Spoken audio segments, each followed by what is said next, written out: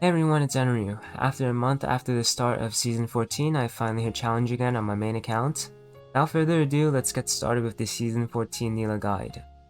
As always, let's start with the runes and items. The primary runes should basically always be the same with Conquer, Triumph, Bloodline, or Alacrity, and Last Stand by default or Cut Down versus Tanks and Bruisers.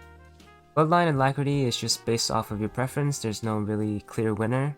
And for secondary runes, we have various options, and I will explain every option as well as the core items for every playstyle. However, not every game will require the same items, and make sure to stay flexible in your item choices. For example, if the enemy are heavy AP, make sure not to buy Shield Bow as more is more effective.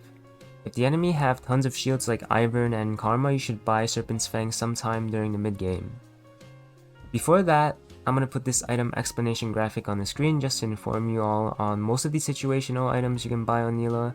You can pause or take a screenshot of it and save it for later if you need to. But the general rule for Nilah is in your first 4 items, not including boots, you should at least have 3 crit items. First off, we have the scaling rune page, which by default means that both teams should have a range support such that it's very hard to start an all-in fight. You should almost always take teleport going resolve secondary with conditioning and overgrowth, as it guarantees your scaling and allows you to help your team in situations where you can alter a fight. For example, you can always rotate to the first or second grubs and just teleport back if there's a fight, or the other way around. You might need to teleport to the grubs or Rift Herald. Having an extra member at these fights may alter the next 5 to 10 minutes of the game based off of the tempo your team gains from that one play, so it's very important. Teleport is also just very useful for when you have to back on bad lane conditions due to either a mistake or maybe the enemy jungle ganks you.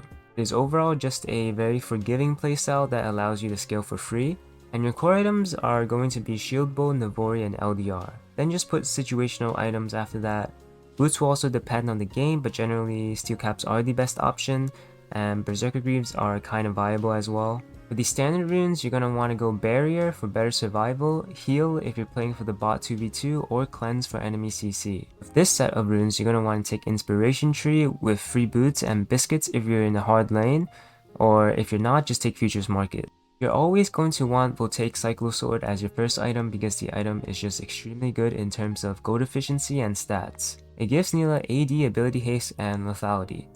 And on top of that, Kersha's Shard is a very broken and underrated item for its price, as you can guarantee damage in your combo every few seconds, which is nice. It is also very easy to buy, it's only 700 gold, so you can generally get it on your first base. After completing Voltaic Cyclosword as your first item, you have a lot more kill pressure as you can proc it twice every fight consistently, slowing the enemies and dealing more damage. Collector or Stormrazor's second item based off of the enemy comp. If the enemy are generally more squishy, you can go Stormrazor to run laps around the enemy with the movement speed it gives, and it also pairs very well with Voltaic as they both have charged attack passives, and third item IE for the one taps. However, if you choose to go Collector, you're going to want LDR to amplify your lethality stats with armor penetration, and it's also good since tanks have so much HP nowadays.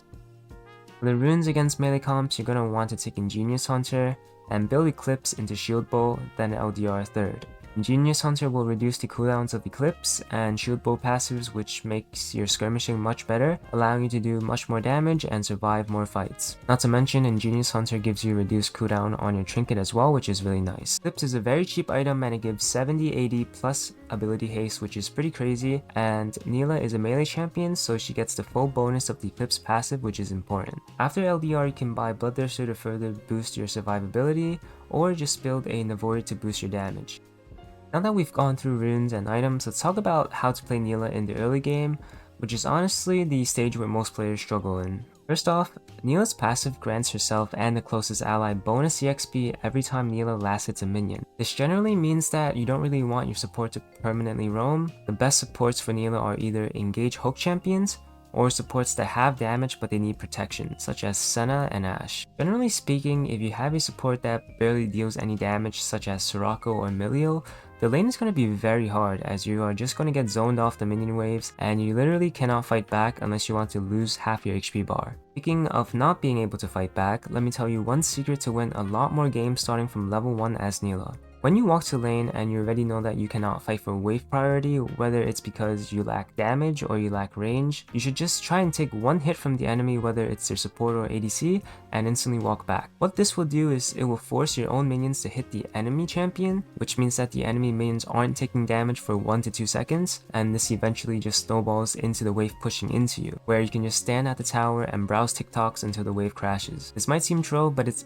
much better than losing your entire HP bar and being in a terrible lane state just to get EXP for maybe like 2 minions. Just keep in mind that losing 3 minions on the first 3 waves means nothing because you and your support are still getting bonus EXP, and it is really hard for the enemies to dive you if you aren't low in HP, especially since you will get your W, which blocks auto attacks. You should only look to fight after you hit level 3 most of the time, and maybe level 2 sometimes, but it's much more safe to fight when you have your W, as that will be crucial in close fights. One thing that a lot of Nilah players don't understand is when to use her W depending on what matchups you're playing. For example, if you're playing against a Draven in the early game, before he is level 6, you should always try to save W for when you are low, because you want to bait him to commit to the fight, and then you kill him. However, after level 6, you should always try to use your W earlier in the fight because Draven R has an execute, so you don't want to get too low. W usage is also different when you're playing against mages and against certain champions like Kalista and Lucian Nami, so thinking about matchups like this will always allow you to win more lanes and be more consistent.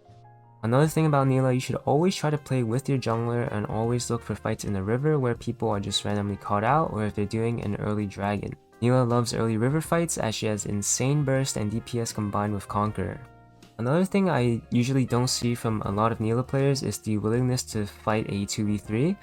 This requires one of the 3 enemies to have a weaker early game, such as if they have a main jungle or if they just lack CC in general. All you have to do is just offer your support as a sacrifice while you clean up with Conqueror, or you can be the bait for your support if you have a damage support like Senna or Ashe. After level 6, you should always try to use an ally or enemy minion to dash onto so you can find angles to catch the enemy with your ultimate. Always remember to time the enemy flashes, or at least know relatively which minute their flashes will come up, as it is important for your engage, it affects your decisions. If the enemies have flash up, the goal is to trade your ult for their flash and just get out without committing. Then you can wait out for your jungle to gank or your next ultimate to secure the kill. If the enemies have no flash, you can always just commit to the all-in without worrying. There's not much to speak on the mid game since it's all the same boring strategy of rotating between taking turrets or objectives like Rift Herald and dragons. Just make sure to always push your waves out before doing an objectives and you should be fine. Try to always be in the objective fights because your ultimates can turn the fight around, and if you're not there, there's a higher chance of your team just coin flipping the game and losing. But every game is different, and unironically playing for KDA as Nilah until you have the items to carry is optimal in this meta. By playing for KDA, I don't mean literally like sitting back and not dying, but just try to take the fights where you will most likely win instead of going for the burger flip 50-50 fights that your teammates take. But I would say that you should always make your own decisions. If you think a fight is good, just go and try for it. If you do end up making mistakes, try to learn from them and just move on. And speaking of fights, let's move on to team fighting. The most important tip is to always look for multi-target ultimates, as many targets as you can. As long as you hit your R on multiple people, you have done a good job in the team fight. However, this isn't as easy as it sounds because a lot of champions counter Nilah and can either one-shot her or CC her until she dies, and she won't even have a chance to land her ultimate on multi-targets. That's why I previously said before in my Season 13 end of season guide that you must try to come from an angle and play teamfights as if you are a Cannon or Talon. If you're not familiar with this concept, you can go check out my other video, the final Season 13 guide for Nilah, and at some point during the middle of the video, I talk about it. For the conclusion of this video, I guess I should say that I found the most success with the summoner spells Barrier and Teleport in solo queue. Picking Barrier actually helps so much in these close fights, especially against snowball matchups like Samira, Draven, Kalista, and Lucian. These champions do really nothing to Nilah once they're behind, and Barrier helps out with that. Teleport is really good if you really hate your teammates or you don't want to rely on them, as once you load in the champ select and you see like Krug and Raptor as your jungle support, you don't want to play with them, just take Teleport and farm the entire game until you have items. Obviously go to fights if it looks good, but just mute all and focus on your gameplay and scale. That's all I have for today's video. I would like to post a lot more often, which will probably happen soon. I'm sorry for the extended breaks, but sometimes IRL stuff catches up fast as I am getting older now.